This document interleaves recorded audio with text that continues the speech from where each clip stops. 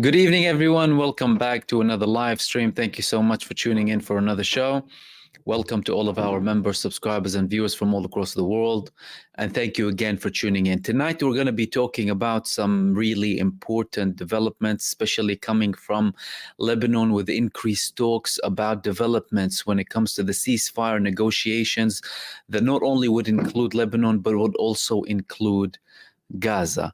We're also going to be talking about preparations from Iran to conduct an attack on Israel. And another thing we'll be talking about is the new strategic partnership that has been declared between Iran and Russia. Russia, not long ago, signed a defense pact with North Korea. Now we're hearing more reports about Korean fighters participating to assist Russia in Ukraine, and now we're having this strategic partnership without too much elaboration though, but we're going to dig in to try and find exactly what that means in the short and long terms as well. However, before we begin, I wanted to share this with you from Amos. He's the publisher of the Israeli newspaper Haaretz. Haaretz is known for its left-wing approach when it comes to Israel.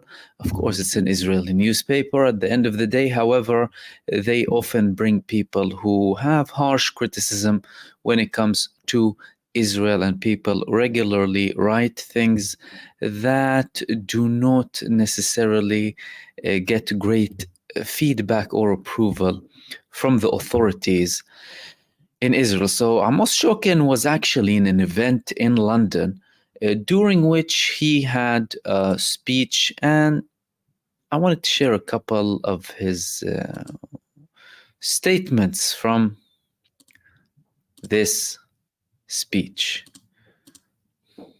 The Netanyahu government doesn't care about imposing a cruel apartheid regime on the Palestinian population.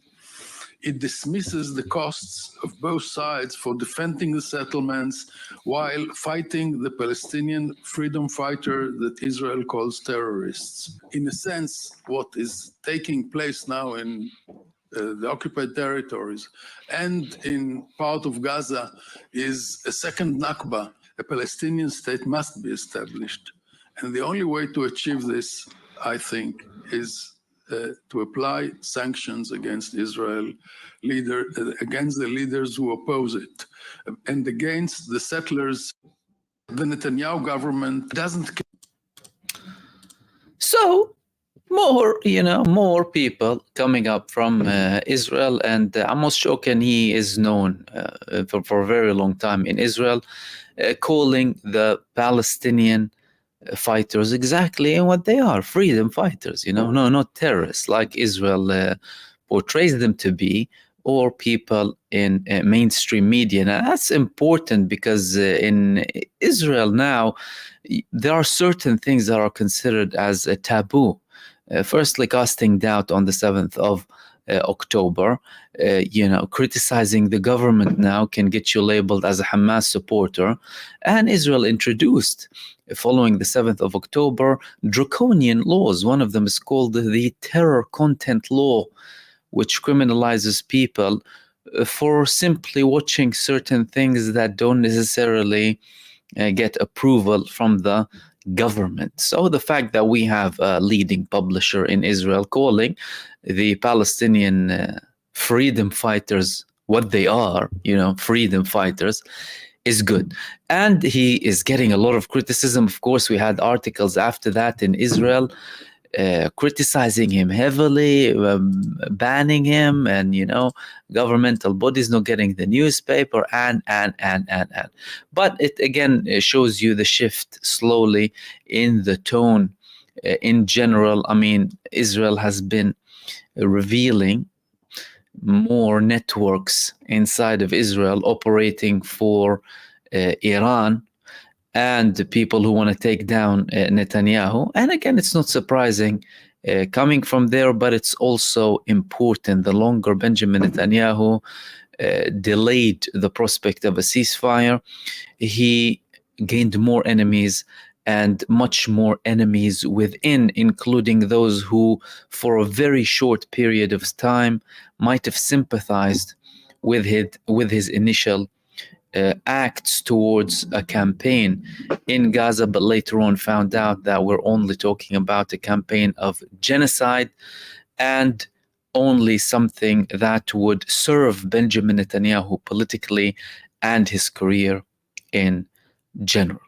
The second thing that I wanted to talk to you about, we're having more and more talks about a ceasefire. And now we're having a confirmation that, well, Israel is actually canceling certain operations in Lebanon because of this prospect of a ceasefire. Yesterday, well, they did the opposite of anything to do with a ceasefire. They sent a warning to the citizens, all the citizens of Baalbek. Baalbek is location with ancient history in Lebanon, and Israel is threatening to take down the whole thing. Now they're threatening everyone there. And that came simultaneously with the talks about a ceasefire. But now we have confirmations coming from Israel that no, actually, there is, a genuine prospect of a ceasefire here. And Israel is canceling certain campaigns when it comes to Lebanon. And when we say certain campaigns, by the way, that means, campaigns to destroy homes or kill civilians. Because, they're not doing anything when it comes to Hezbollah that would stop Hezbollah or dramatically or to a significant level take down their abilities to fight this genocide entity. And today we had a statement coming from top figures in Israel saying that we took down 70% of Hezbollah's drone capabilities. So how are you counting exactly the drones that are remaining from Hezbollah? I mean, this is one thing that I would like to know. How are Israelis counting what's left? Do they have access to where these drones are, and if they do, well, they actually go and follow them and target them, right? But again, we're having more and more statements that are highlighting the accomplishments of Israel to potentially, try and justify or prepare it in the public opinion, especially in Israel, that we might reach a ceasefire sometime soon.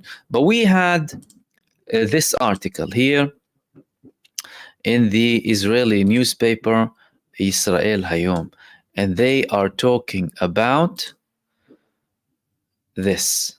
In the shadow of the negotiations for the settlement in the north, an offensive operation planned in Lebanon was suspended.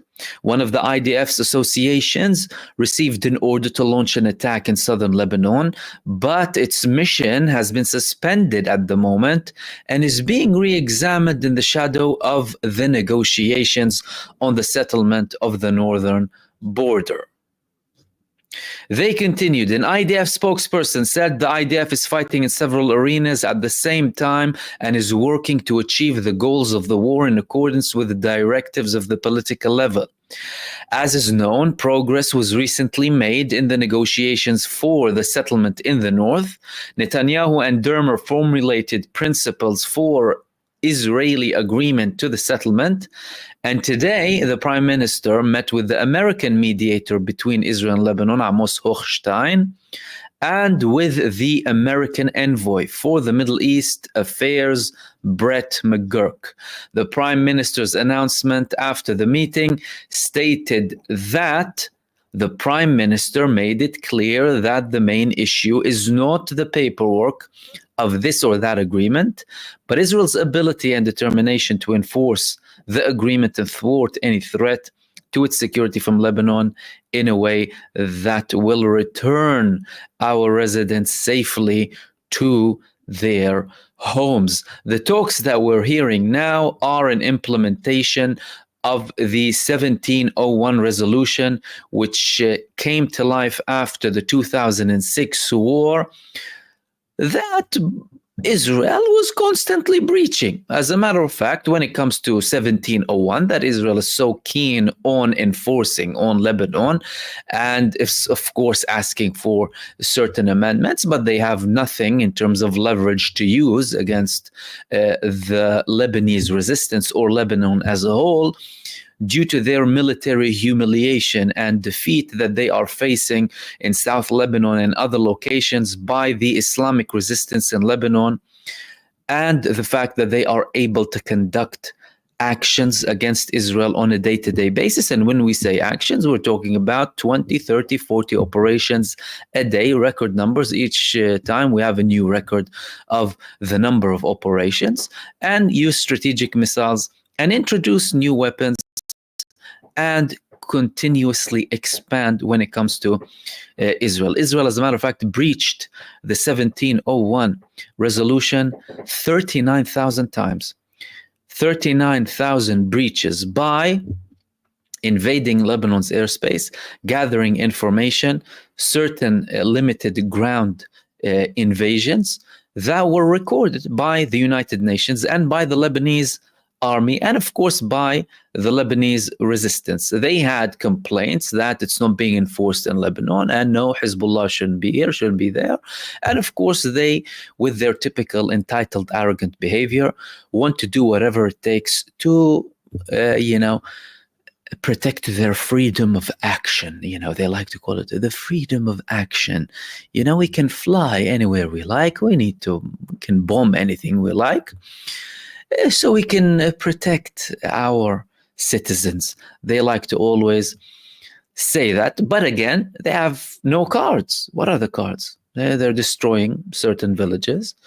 And of course, the Lebanese people, or at least the resistance supporting Lebanese people, are very similar to the people of Gaza in that case. You're talking about people who sacrificed previously, who had experience with Israel, who know what Israel is and what it has been about, and they know who they are dealing with.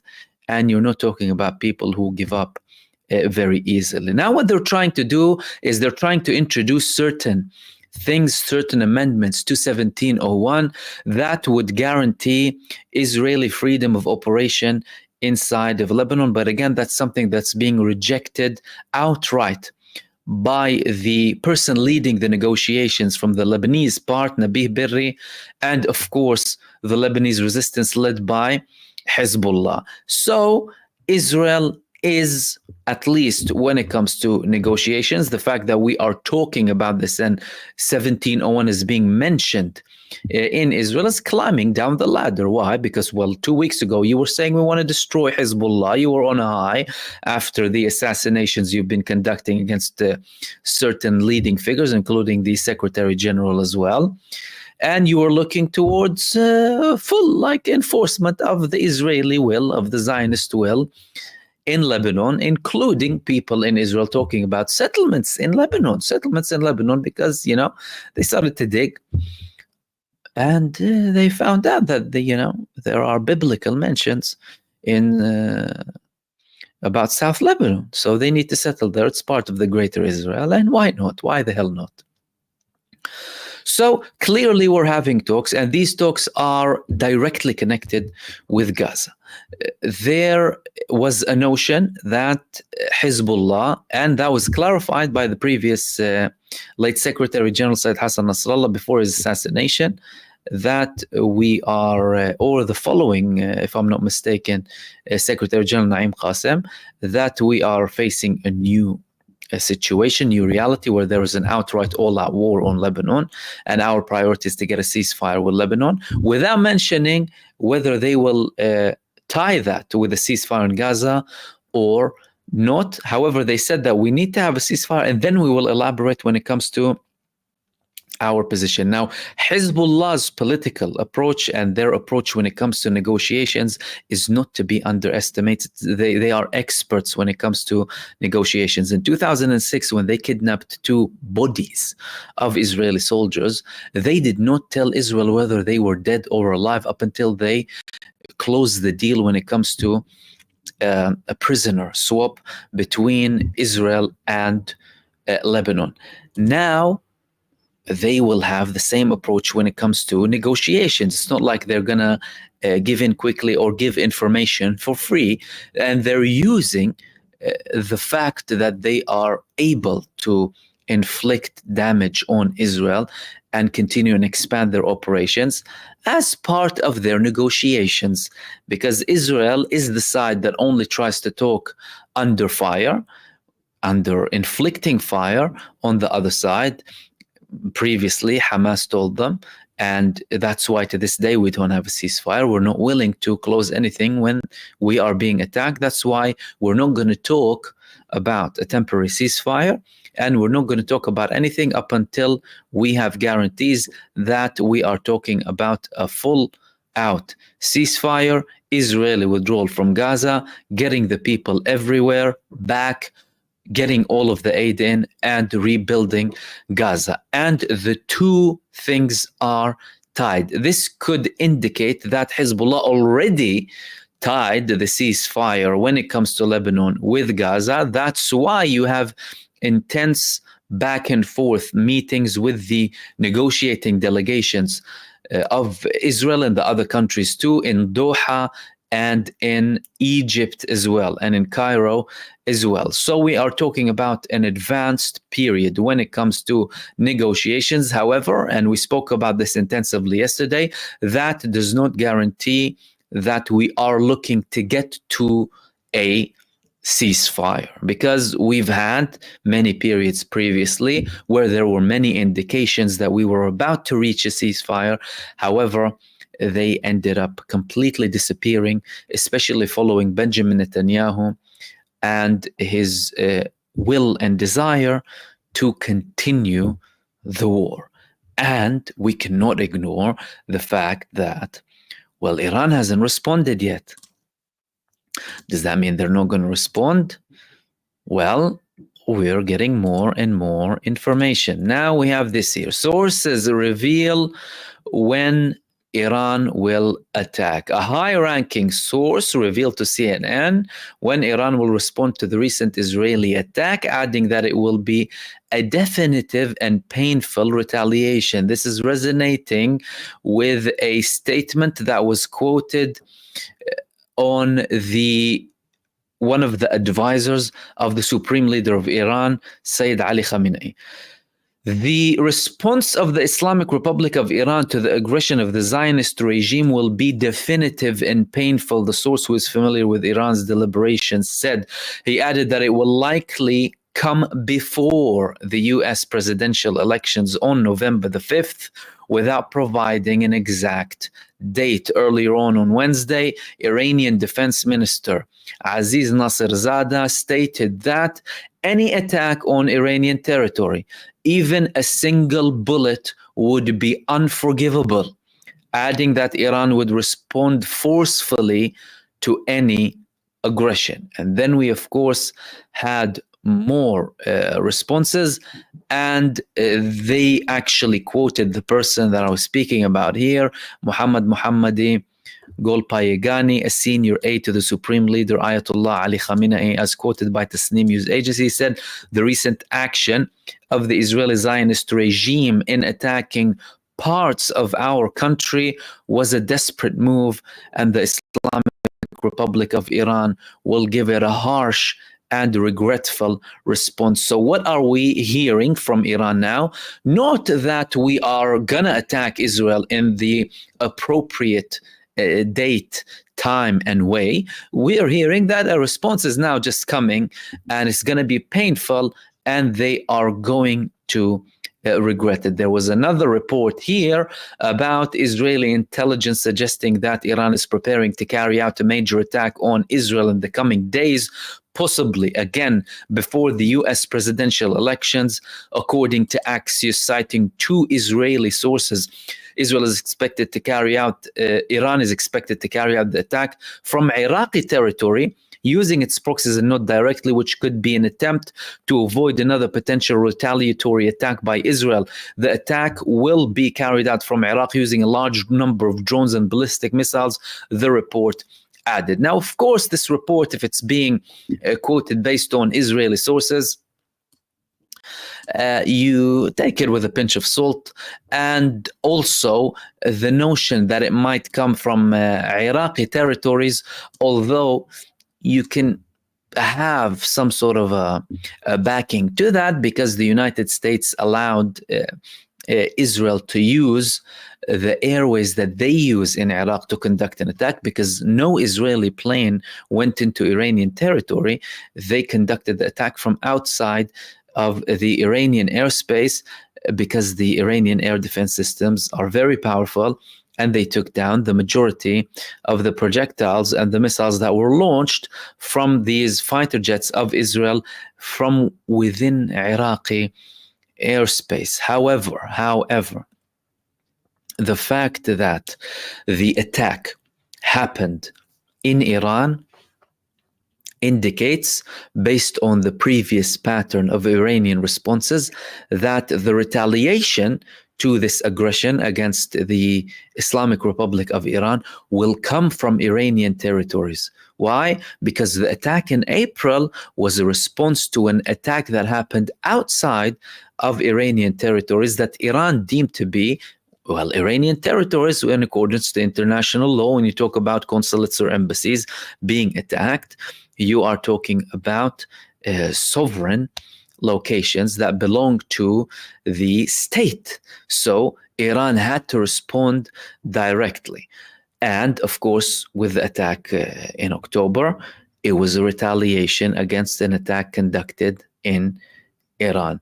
So now we have an outright and a large attack, blatant attack, that Israel took responsibility for on Iran. So the likelihood of Iran retaliating directly from Iranian soil is higher than all other likelihoods of Iran conducting an attack from anywhere else, which leads me to the second point. Here we're talking about Iran, Russia to sign a comprehensive treaty soon. Russia and Iran will sign a treaty that will include a closer defense cooperation, and according to Russian Foreign Minister Sergei Lavrov, the treaty on a comprehensive strategic partnership between Russia and Iran that is being prepared will become a serious factor in strengthening Russian-Iranian relations, Lavrov tells state television cited by Reuters. He added that the agreement is being prepared to be signed in the near future. Iran's President Masoud Pezeshkian is expected to visit Moscow before the end of this year. It will confirm the parties' desire for closer cooperation in the field of defense and interaction in the interests of peace and security at the regional and global levels, Lavrov said, without specifying the details. This is a very significant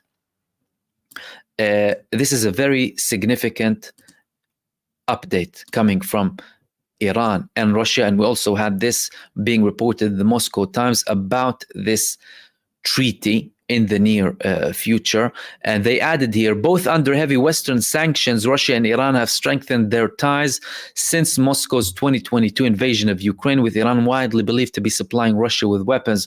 Last week, President Vladimir Putin, who has called Russian-Iranian relations a priority for his country, invited Iranian President Masoud Pezeshkian to visit Russia to sign a comprehensive cooperation agreement. The treaty is being prepared for signing in the near future, Lavrov said at a Eurasian Security Summit in Belarus. It will affirm both parties' commitment to a closer defense cooperation and collaboration for regional global peace and security. Last week, Russian lawmakers ratified a similar strategic partnership treaty with North Korea amid widespread reports that thousands of North Korean troops were sent to help Russia in its fight against Ukraine. Western governments have accused Iran of providing drones and missiles to Russia, charges Tehran denies. The EU imposed sanctions on Iran over the suspected supply of drones for the Russian military. What are the Western governments worried exactly about? Russia's not committing a genocide in Ukraine. It's Israel committing a genocide in Palestine and in Lebanon now, and they're outright providing it with aid. So look, yeah, like they say, if your house is from glass, don't throw stones at other people's houses. However, what I wanted to talk about when it comes to this treaty, a lot of things would depend on the type of treaty that we're talking about. Here they mentioned the North Korean treaty. When it comes to North Korea and Russia, they have a defense pact. That's why now we have reports of North Korea sending troops to help Russia in Ukraine to fight the US-backed Zelensky regime. And any country that has a defense pact with another country means that they are supporting them in any war that is being conducted against them, or in any sort of defense action that both countries have. The question is, will Iran and Russia have a defense pact? If they have a defense pact, this is the most strategic of all pacts that two countries can have together. As a matter of fact, a defense pact is something that the United States administration offered Israel for a very long time. Now, you might ask yourself, why doesn't the US have a defense pact with Israel now? Well, it's because Israel wants to get everything from the US, but they don't necessarily want to listen to the US when it comes to many things, nor help the US if the US needs them. That's why they don't have a defense pact together. But if Russia and Iran have a defense pact, then you are talking about a different level of collaboration. Now, so far, we have seen things that can be considered strategic between Russia and Iran, especially with the fact that Russia is openly supporting Iran with military aid when it comes to their defense, when it comes to their preparation, when it comes to making sure that they are secure against an Israeli attack or a potential American attack on Iranian territories. And likewise, when it comes to Iran, Iran is a big exporter when it comes to drones and UAVs. We have reports that they have millions of them, and they indeed also help Russia with them.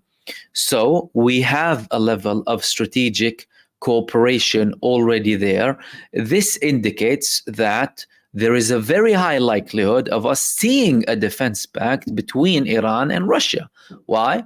Because, well, what's the next level after such strategic relationship already between Iran and Russia that has been nurtured very much in recent years, especially with increased hostile approaches from the United States administration and its global proxies, whether when it comes to NATO or Israel.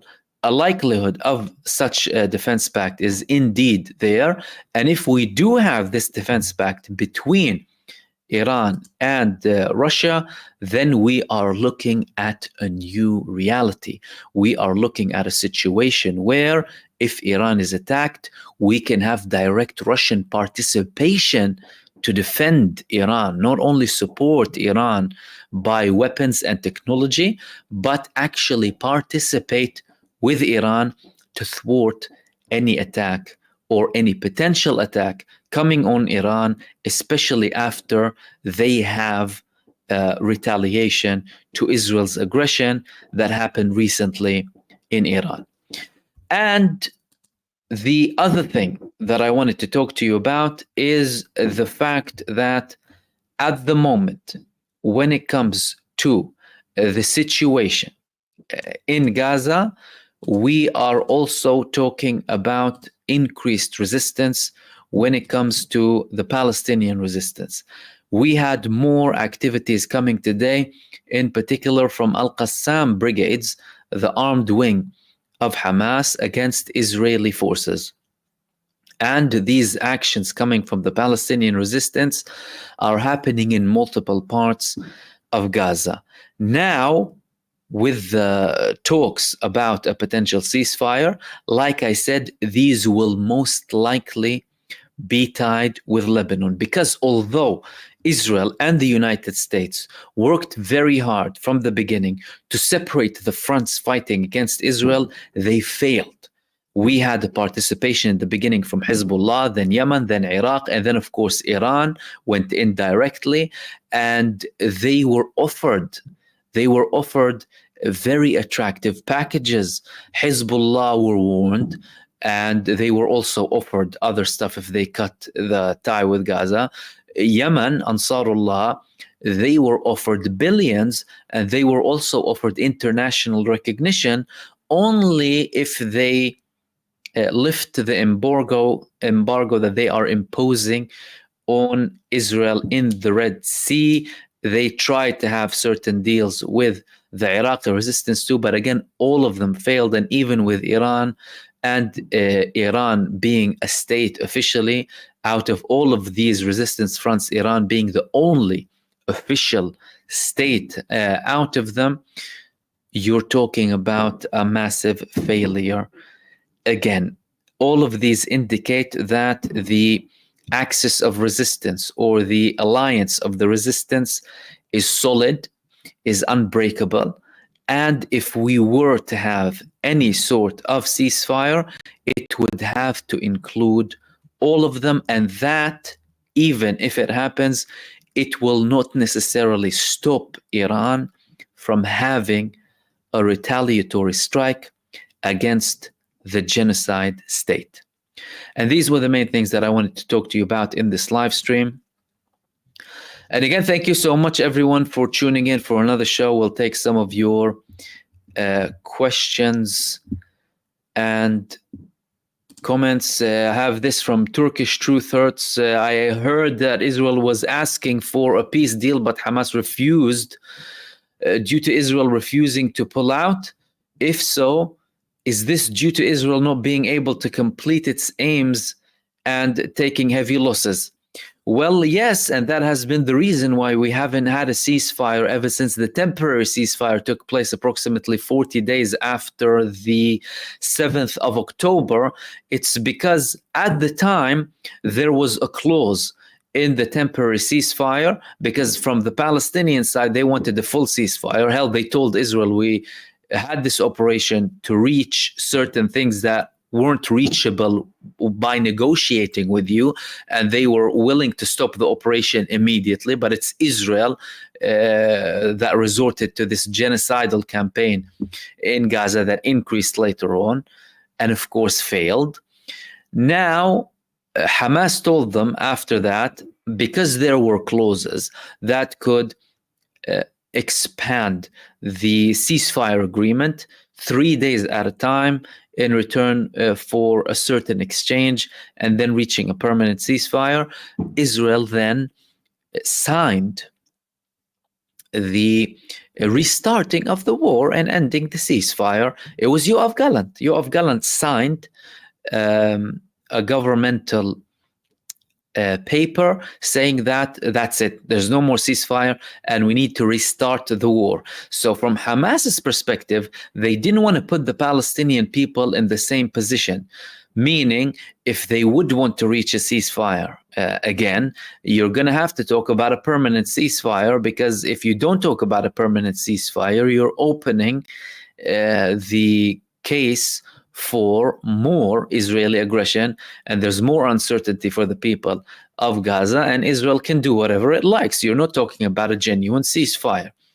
And of course, they continued with that position to this day, although Israel was willing to have certain limited agreements that wouldn't necessarily include pulling their occupation forces from Gaza, or that included partial withdrawal with the remainder of the Israeli forces in the Netzarim line, which is the area that splits northern and southern Gaza, and the Philadelphia corridor, including the Rafah crossing. From Hamas's perspective, all of these are red lines: Israeli presence, the ending of the war, the rebuilding of Gaza, allowing all people back to everywhere, including the utmost northern parts of Gaza, allowing all aid in, and having a prisoner exchange.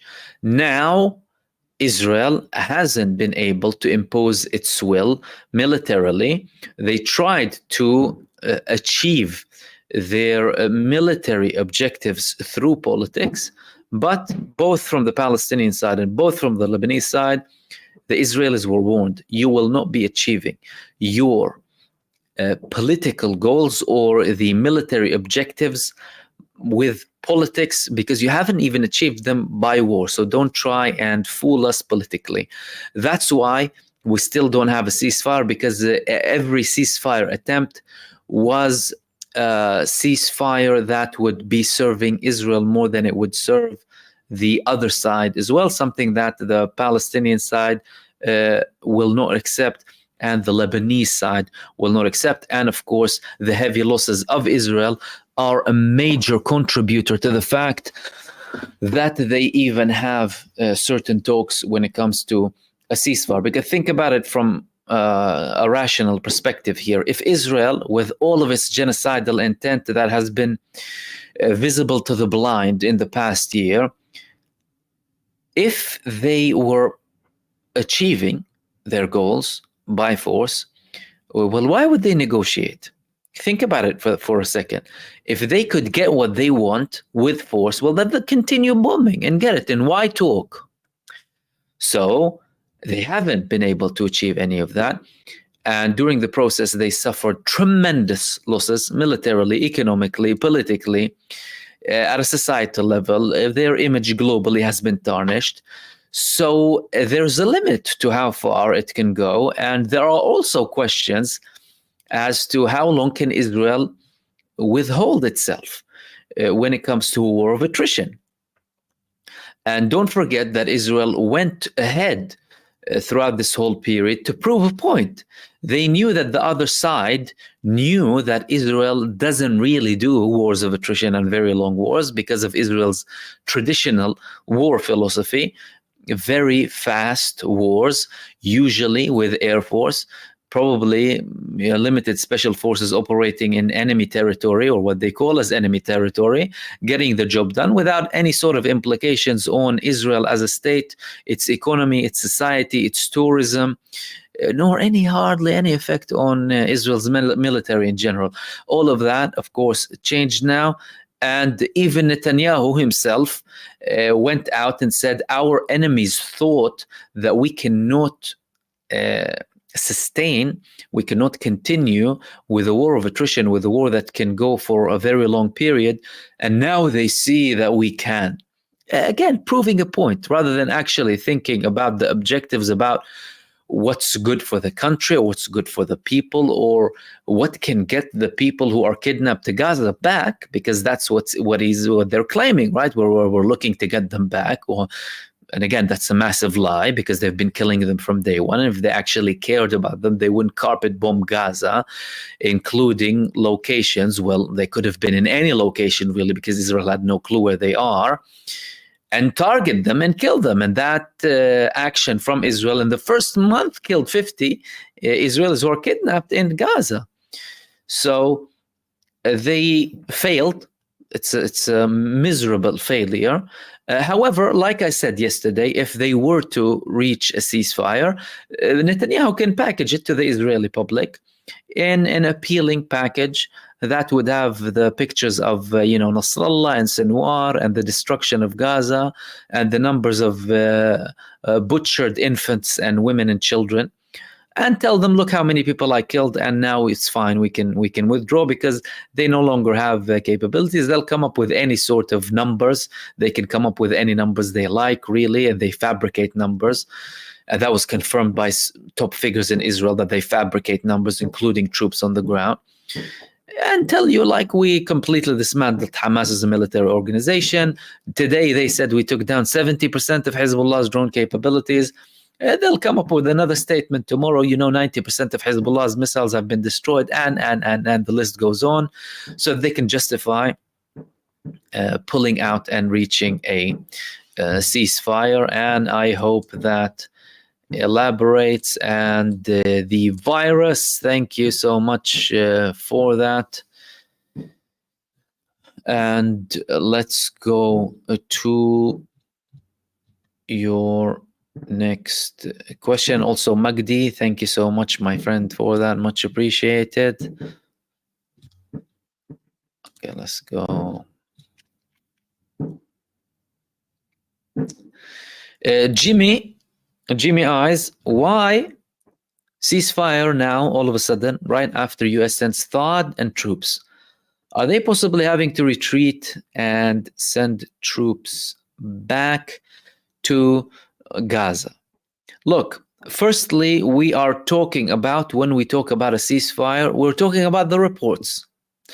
The reports that are coming out indicate that there is something happening behind the scenes. Why? Because there is a confirmation that something is happening behind the scenes from all parties involved. There is a confirmation from the US, from Israel, from Hamas, from Hezbollah, from the Lebanese government. There are confirmations, meaning there's something intense going on in the background when it comes to negotiations trying to reach a ceasefire.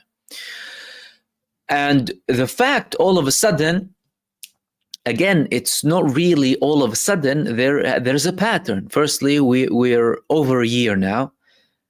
Over a year has passed since the 7th of October. Israel didn't achieve any of its military objectives. The only thing that they've achieved is something out of their non-declared military objectives. Their non-declared military objectives include genocide, ethnic cleansing, destruction, and the Greater Israel. They haven't achieved any of them apart from destruction. They killed a lot of people, of course, over 50,000 in Gaza, over 2,000 in Lebanon. Well, these are just the confirmed numbers and verified by the health ministries, alongside, of course, the missing. But they haven't achieved any of their declared objectives, which were demolishing the Hamas, getting the prisoners back, and making sure Gaza doesn't pose a threat again. And they haven't achieved their objective when it comes to Lebanon, when it comes to returning the settlers to the north, nor the added objective or declaration that wasn't a formal objective of destroying Hezbollah. So that, combined with the tremendous military losses, over 1,300 military genocide vehicles in Gaza have been targeted, some of them destroyed, some of them just targeted. Tremendous losses when it comes to Lebanon, if we talk about equipment, and if we talk about numbers of genocide forces, many tens of thousands killed and wounded. So economic as well, damage on Israel, and the global situation, like everyone is talking about them. And that's not a good position for Israel to be in. Everyone has their eyes on them. They thrive in the dark. They don't thrive in the light, because they established their state on crimes that they kept hidden. And people had to dig to try and, find out the actual things that happened during the formation of the state of Israel. But now everything is happening clearly and visibly, and everyone can see it. So it's not that it's like it came all of a sudden. The only significant thing that we have now that could again be used as a very big leverage against Israel is the fact that we have a pending response from a country that proved that it sticks to its word and is exceptionally brave when it comes to targeting Israel, and effective. Iran targeted Israel. It destroyed Israeli bases. In the last attack, you had over 90% success rate in the hypersonic and supersonic missiles landing on the genocide entity military bases that are being used to conduct a genocide. See, this is the absurd thing, mainstream media, and Western mainstream media in particular, and the politicians who lick Zionist boots, they always tell you like, oh no, Iran, they ask Iran not to attack and this and that. Iran is acting to stop a genocide. The resistance fronts in the region are acting to stop a genocide and calling for equal rights. They are the true champions of human rights because they sacrifice because of it, right? No matter how much you want to try and cover that up. So the pending response from Iran, because it has a proven track record of sticking to its word, is proving to be pushing towards something. Why all of a sudden, like you said, we have an increased talk? So of course we have the Patron that I spoke about, but now you have more talk. Why? Well, because the genocide state attacked Iran, and Iran has missiles that can land and that can make Netanyahu shake. Remember him shaking when he was reading the news, the statement that, Iran made a big mistake, right? He was petrified. So I don't think he wants to be in the same position. Now his life is on the line. Hezbollah's tried to target him. He doesn't want to die. He wants to live. He's not Yahya Sinwar, Yahya Sinwar. He was martyred fighting them to the last breath. Do you think Netanyahu was like him? Netanyahu was petrified. And they could, of course, have other plans. Look, a ceasefire doesn't mean the end of the conflict. A ceasefire means a breathing space for both parties, by the way. But it doesn't mean the end. The end is when you end the genocide entity regime. That's the end. The end is when you have equal rights for the Palestinian people all across of Palestine, and the return of the refugees and every right of the Palestinian people. So long as you don't have that, you don't have peace. No justice, no peace. And I hope that clarifies. That was from Jimmy Eyes, and thank you so much, Jimmy, for your constant contribution. Gullyberg Mahmoud, do you have any take why Iran will attack before the election? Well, firstly, we don't have a confirmation that they will. These were reports and, of course, estimates that they will attack before the elections. And again, if Iran is using its leverage to gain political requirements, then they might leak certain information, or someone might whisper in someone's ear that we might do it before the elections. Why? So that they can bring the political need or solution quicker. So if they feel like if we increase the tone now, then okay, they might push for a ceasefire in the near future, then we will do that. And people need to remember, all of these things, anyone apart from Israel and its backers, by the way. So the colonial Western establishment in general, led by the U.S. empire now, the U.S. empire and its administration now, they never did that. They when it comes to their military aggressions, they never exhausted diplomatic means to reach, certain objectives politically. They only use the threatening language and the brutal force of terror. This is what they do. And why is that? It's because many of their wishes or demands are not justified.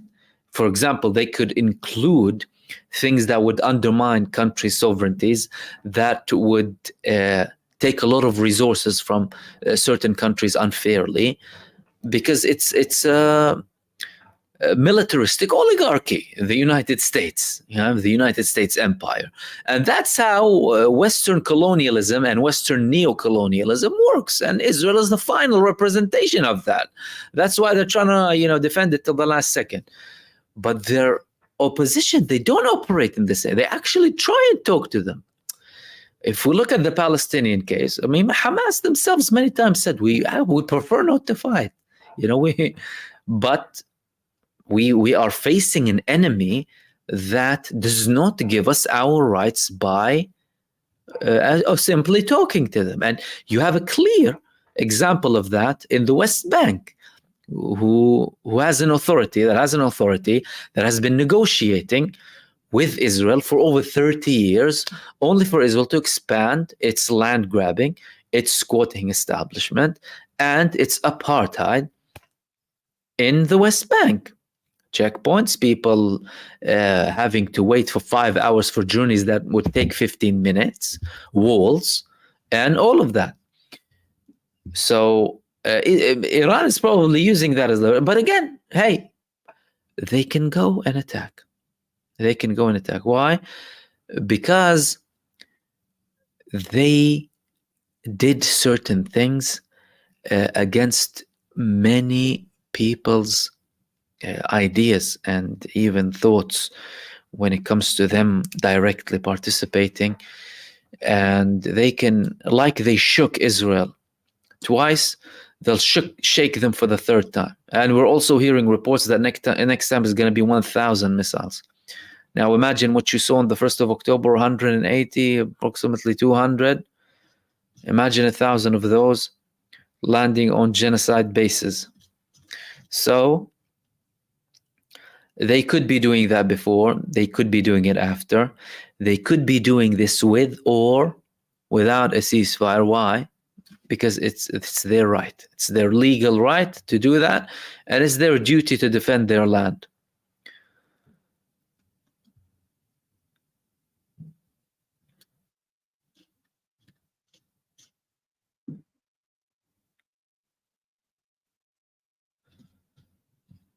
And Bujar, you're saying that the genocide has unveiled the treachery of the U.S. dual-party system forever, no matter how much the media keep pushing for the monopoly propaganda votes. You're going to say otherwise 100%. They know it. Well, listen, I mean, to anyone who observes the two-party system, it's been a failure for a very long time now because it's funded by the same money. And the people running these parties and senior figures in them and presidential candidates go and beg donors to pay them. And guess what? They're the same donors. So it's the donor who dictates. It's the people paying hundreds of millions to the campaigns that dictate, to a level where you have people saying that, you know, these people behind, they actually buy the presidency. So it's been evident for a very long time for anyone observing. However, now it reached a new level. And of course, the two-party system should be, that's it, it should completely be gone. You need to have alternatives, genuine alternatives, not just color changes, right? Blue and red, you know, blue and red with the same substance, they don't make a difference. Now, the mainstream media will work very hard to keep that as it is, because that's the way the establishment works from that perspective. However, you need constant education and awareness to change that in the long term, because in the short term, they would still fool a lot of people, especially those who don't really put an effort in reading through certain things and looking beyond the statements and beyond the appearances and beyond the psychological operations that are being done on a mass scale and propaganda against them, and the instilling of fear and what I call state-sponsored terrorism against the population to scare them to voting for certain parties. And in many cases, mainstream media will also avoid and ignore the alternatives. And they've done that in recent campaigns. They don't mention the alternatives. They only mention the two-party candidates, telling the people in general, well, there's only two options, either blue or red.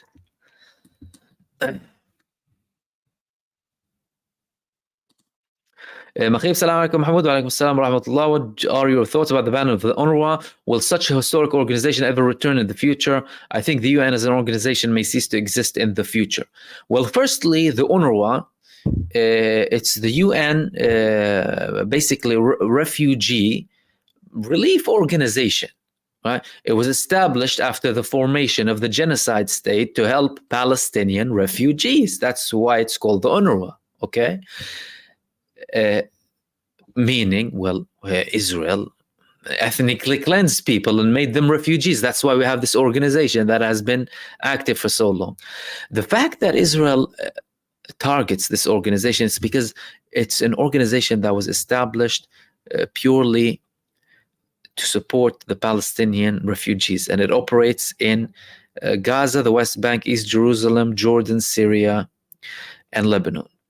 And by killing it in between the Jordan River to the sea, well, what are they doing? They are killing the biggest lifeline. Now, that doesn't mean you don't have other alternatives, but it's the biggest organization when it comes to support, when it comes to funding, when it comes to education, when it comes to schools, when it comes to food security, when it comes to medicine. Everything is channeled through the UNRWA, because again, it's about the relief. It's not about, giving the Palestinians normal livelihoods. It's not about the Palestinians living normally. It's about them having relief. Before the 7th of October, Israel had 16-year siege on Gaza. Do you know how much that hurt Gaza? So anyone under the age of 17 knows nothing but Gaza. They're stuck in a big prison, an open-air prison. People had no food security. They didn't know where their next meal is coming from. You're talking about a population of already 72% refugees, houses that are not safe to live in, economic problems, of course. So they want to destroy all of that. They want to destroy the relief. That's why you see that by their genocide. They're targeting hospitals. They're targeting all of the schools. They're targeted all of the universities. They targeted everything. Why? Because they are a state of terror. They go and terrorize and they destroy everything. So that's why they go against them. However, they are getting opposition when it comes to the UNRWA as an organization from countries who played ball with them with the initial propaganda days of the organization supports Hamas garbage. So that would make it a bit more difficult for them to do that. Although, again, so long as we have a genocide entity and a genocide regime, well, they are reckless and they're psychopaths and they can do a lot of problems. But with regards to the UN as an organization may cease to exist in the future, that could happen, particularly because the United Nations as an organization proved that it's ineffective for the causes it claims to be existing to promote or protect. So if you have UN resolutions, but they are never implemented, if you have UN resolutions that are constantly being vetoed, if you have international laws that are ridiculed, if you have certain measures that are implemented in an unequal manner, then, well, you're not fit for purpose as an organization. And you're not the United Nations. You are the US Empire Front. That's what you are. That's why when the United States and its tiny minority of neo-colonialist countries supporting them say the global community or the international community, they don't really mean the international community. They mean the Western neo-colonialist Anglosphere that is slave to the United States administration that's conducting mass terror across the world. That's what they mean. And what do they represent generally? About 17% of the world's countries in terms of official states that don't necessarily represent their own population. So no one has the right from these countries to go and say, oh, the international community. What international community? If you want to talk about UN resolutions, if you want to talk about the position when it comes to Palestine, the vast majority of the world opposes Israel and the United States and the Western countries supporting Israel. The majority of the world, what's labeled now as the global South or the Eastern country, they oppose them. So that's the majority. So what does that tell you? That in fact, we are run by a very extremist and violent minority. The world is run by an extremist, violent minority that happens to be supremacist and racist too, that views the world or other people as material, really, including their own population, by the way, by the massive tax theft, that does not benefit the actual population when it comes to investments in infrastructure, healthcare, job opportunities, any sort of advancements, and instead being sent in the form of foreign aid. And that foreign aid is basically foreign disaster, foreign wars. And the money, again, in most cases, does not leave the US. It just goes from the pockets of the taxpayers' money to the pockets of those benefiting, either in the form of the military-industrial complex or contractors or whatever it is, supporting this massive, again, empire, violent empire, imposing its will and acting as the only, worthy superpower in the world. And that means the United Nations, which is, again, a continuation of the League of Nations, which was formed by the United States, and again, post-World War II formations that are not relevant for today, is not fit for purpose. And that's why you have the rise of the BRICS, and that's why you have more popularity for the BRICS. And that's why the rise of the BRICS should be also welcomed, because that will create a multipolar world with more equality when it comes to the power, with more equality when it comes to the things that are happening across the world, comes to decisions, and will also hopefully push for more equality and the implementation of equality across the world. And again, all it takes for that to run smoothly is, by the way, a few minds in key decision-making positions in the United States and a couple of other countries just to realize that and just not lead the world to disaster. Because you have two options: you either push for World War III, or you slowly climb down the ladder. And if we talk about the United States, and the United States is the biggest contributor when it comes to this global insecurity and instability, there are a lot of voices from within that are calling for this to end, and it will be ending at some point.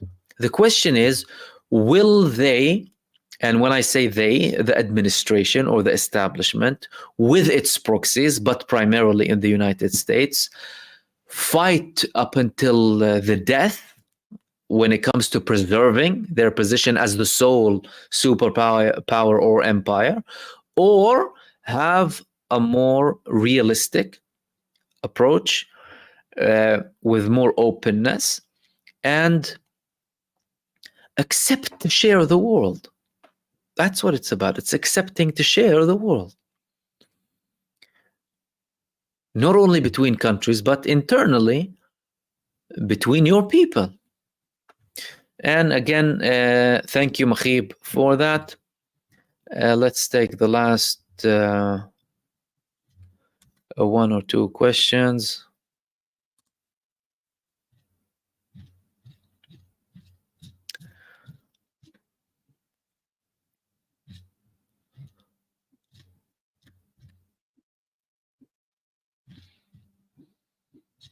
And Aini Anwar, thank you as well for your super, and everyone else participating. I'll get to all of you in a sec. Thank you so much.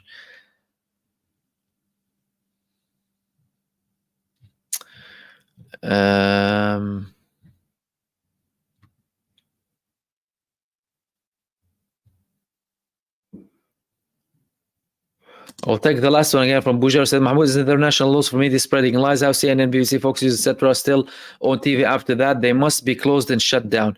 It's because mainstream media is an arm of the establishment. It's not there to enlighten people or give them information or help them, establish a true opinion on matters that are genuine, or give them the truth. Although I don't really like to say the truth, by the way. The truth is a really big word, but hey, I mean,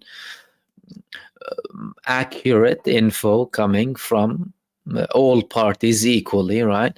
It's there to preserve the establishment, and it's there to act as a stick of the establishment, bashing opponents and serving the establishment. They can act, again, like the politicians, blue and red, and be funded by the same organization.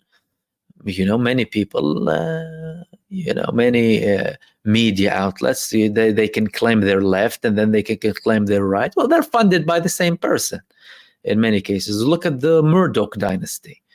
So if you want to seek or establish more valid opinions and look for more facts, you have to completely deviate from mainstream media. Mainstream media is not there to enlighten you. Mainstream media is there to make you a useful idiot, tool, an obedient little tool, and to close your mouth. That's what they want from you. That's why they'll have these scare campaigns and frighten you and bash you whenever needs be. And of course, you'll have crucifixion by media against certain people who they don't like. But again, people are waking up to that. And, that's why we have these constant videos to, again, try and read between the lines and establish what's right from what's wrong, and hopefully do something good. And we'll wrap it up there, guys. Thank you so much for tuning in for another show. Thank you for everyone who participated in this live stream. Thank you to everyone who sent supers. And I'm sorry I didn't mention you live, but I mention all of you now. Aini Anwar, Universo Energy, Amra F, Ida, Sarkisian, Daniela Modus Cutter, The Virus, and Magdi Badawi. Thank you so much. Much appreciated. And again, everyone for the contribution. And of course, apologies due to the limited time. Won't be able to take all of them, but I'm here with you regularly, hopefully. I'll have another, hopefully, video after this. And the same repeat tomorrow, hopefully, with a live stream and a video. And in the meantime, take care. Stay blessed, everyone. Enjoy the rest of your evening, day, or night, depending on where you are. And I will see you soon in the next video. Peace, everyone. Take care.